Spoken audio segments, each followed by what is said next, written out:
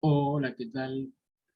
En esta oportunidad vamos a hacer una síntesis muy breve de algunos conceptos significativos que han aportado los historicistas, ¿no?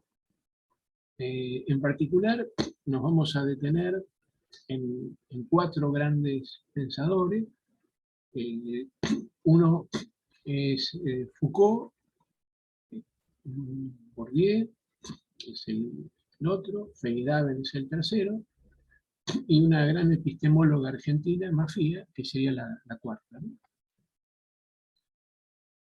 Vayamos a exponer de una manera muy simplificada las contribuciones de cada uno de estos pensadores, ¿no? Foucault, eh, la, la, base de su idea principal es que es importante tener en cuenta a la hora de analizar la producción de conocimiento lo que él denomina la actitud crítica. Esa actitud crítica remite fundamentalmente a un posicionamiento radical con respecto al conocimiento y a la práctica, donde se abre un espacio de cuestionamiento, ¿no? La idea central de Foucault es que la crítica tiene cuatro elementos, ¿no? Por un lado, el aspecto histórico; por otro lado, el aspecto político, que incluye la cuestión de las luchas de poder; y en un tercer lado, la cuestión ética, que supone el posicionamiento de un investigador a la hora de analizar o hacer sus estudios. Y en el cuarto elemento de la actitud crítica, donde esta debería reflejarse, es justamente en el aspecto epistemológico, que tiene que ver con la cuestión del método y las estrategias utilizadas, ¿no? Básicamente lo que Foucault propone es integrar estos cuatro elementos eh, a la hora de hacer una indagación, sobre todo en ciencias sociales, ¿no?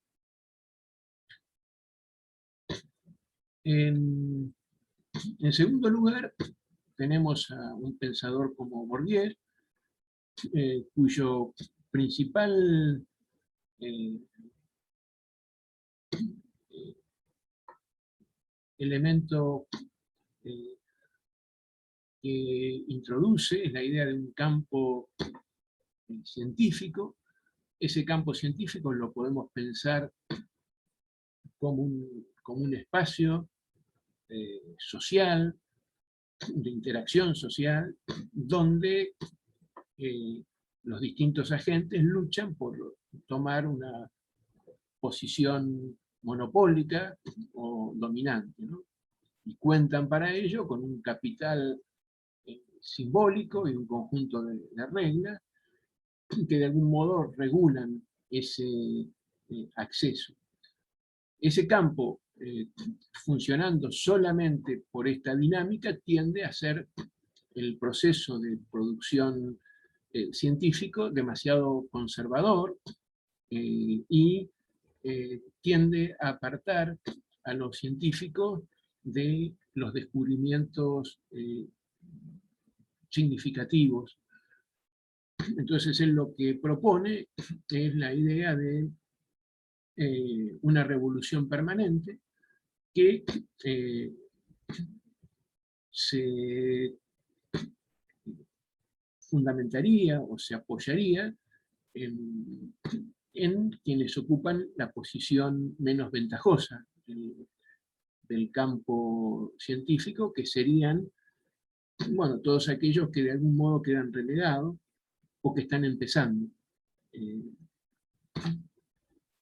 En un tercer pensador, Feyerabend, nos vamos a encontrar con que para Feyerabend no existe ningún método que pueda garantizar que las afirmaciones con las que trabajan los científicos sean absolutamente verdaderas o absolutamente falsas. No hay ningún procedimiento que permita dar garantías de la verdad o la falsedad de una proposición. Y de ahí desprende la idea de que, en última instancia, a la hora de producir conocimiento, todo vale. Y claro, con esta conclusión, la diferencia entre ciencia y otros tipos de saber se borra. Y Feyerabend lo que propone, básicamente, es democratizar la ciencia, ¿no? En su versión más fuerte, esa idea de democratización de la ciencia implicaría, por ejemplo, llevar a votación las afirmaciones científicas. O sea, las leyes científicas, del mismo modo que se votan las leyes en la sociedad, en un parlamento, bueno, algo parecido propone Feyerabend que suceda en el espacio de la ciencia. Y también la segunda propuesta interesante de Feyerabend es lograr que el Estado se independice de la ciencia. Porque él lo que muestra es que todas las instituciones educativas donde la ciencia se difunde, en el fondo,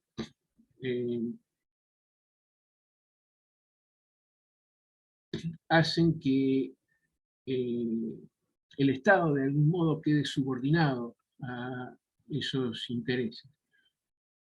Entonces lo que propone es que el Estado se independice de la ciencia.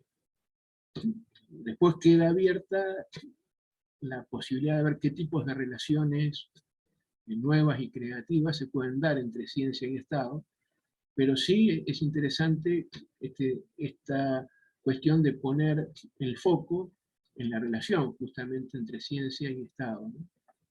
Y por supuesto que es una relación muy compleja, ¿no?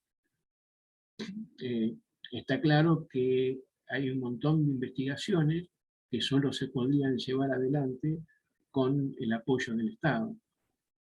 Pero una cosa es que el Estado apoye determinadas investigaciones y otra cosa es que el Estado se subordine a los intereses de la ciencia. Y finalmente tenemos a una pensadora como Mafia. Ella básicamente señala que cuando la mujer ha sido analizada en términos de su relación con la ciencia, lo que vemos es que ha sido excluida. Excluida del ámbito de investigación, es decir, a las mujeres las han excluido del lugar de sujeto de investigación científica, y a la hora de ser objeto de la ciencia, las mujeres han sido inferiorizadas. Por supuesto que no hay ninguna razón que funde esa exclusión y esa inferiorización. Y ahí muestra la impotencia también de la rigurosidad supuesta de los métodos científicos que no pudieron impedir que esto se produjera.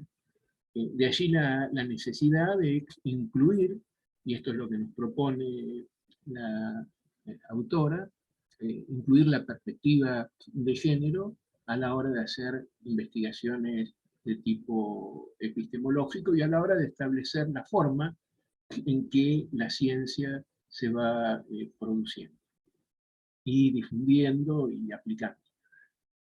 Es importante tener presente también que si bien los historicistas han introducido grandes aportes y han hecho grandes contribuciones a la hora de darnos una visión de la forma en que se hace ciencia, también hay que advertir de que hay algunas dificultades que se presentan si uno lleva al extremo las posiciones historicistas, ¿no? Y una de las dificultades más grandes es la siguiente, ¿no? Si todo el conocimiento científico fuera resultado de procesos históricos, entonces la ciencia se corre el riesgo de volverse completamente arbitraria. Y el contar con teorías científicas que son totalmente arbitrarias y que no están fundadas lo suficientemente, resulta peligroso a la hora de generar acciones que se inspiren en el conocimiento científico. Ya que no tendríamos ningún tipo de respaldo para que nuestras acciones puedan llegar a tener éxito.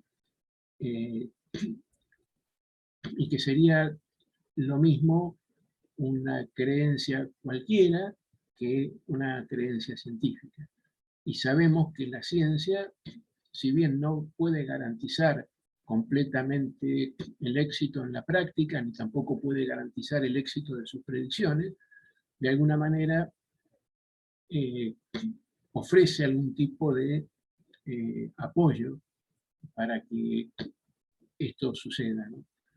Y si llevamos al extremo las posiciones historicistas, se correría justamente ese peligro de caer en la arbitrariedad. Bueno.